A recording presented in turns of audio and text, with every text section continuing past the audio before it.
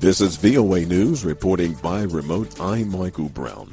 The U.S. Justice Department is seeking to make public some information about this week's FBI search of former President Donald Trump's Florida home. AP Washington correspondent Sagar Magani reports.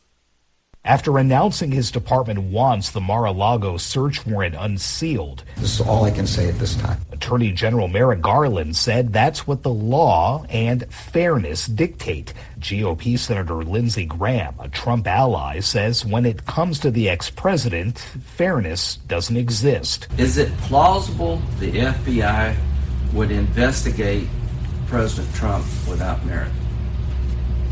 Yes. Saying Garland must explain exactly why the search happened. And you may have a good reason, but there's so much suspicion out there. Texas Congressman Troy Nehls is more blunt. They want to destroy this guy. Telling the AP it doesn't really matter what a corrupt Justice Department says. They lie to the American people. Sagar Magani, Washington.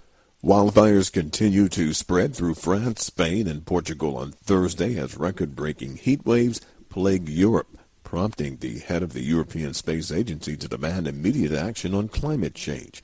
A monster wildfire has destroyed thousands of hectares in the southwestern area of France just 2 weeks after another fire tore through the same region. More than 1,000 firefighters have struggled to control the blazes, which has forced about 10,000 people from their homes.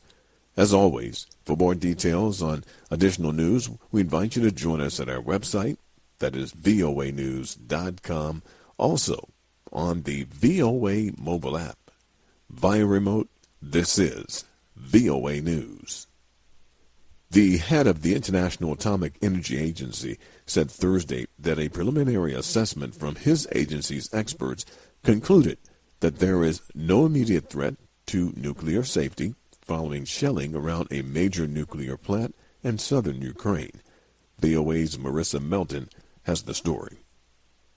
IAEA Director General Rafael Grossi told the UN Security Council Thursday in a video briefing that the situation at Ukraine's nuclear facilities and in particular at the Zaporizhzhia nuclear site has been, in his words, deteriorating rapidly to the point of becoming very alarming. A team from the UN Nuclear Watchdog Agency has been trying since June to send a technical mission to check the Zaporizhzhia site with no success. Russia took over the Zaporizhzhia nuclear power plant on March 4th, stationing troops there, but keeping the Ukrainian staff in place to run it. Ukraine and Russia blame each other for the shelling around the site since August 6th, including reports of new shelling earlier Thursday. Marissa Melton, VOA News.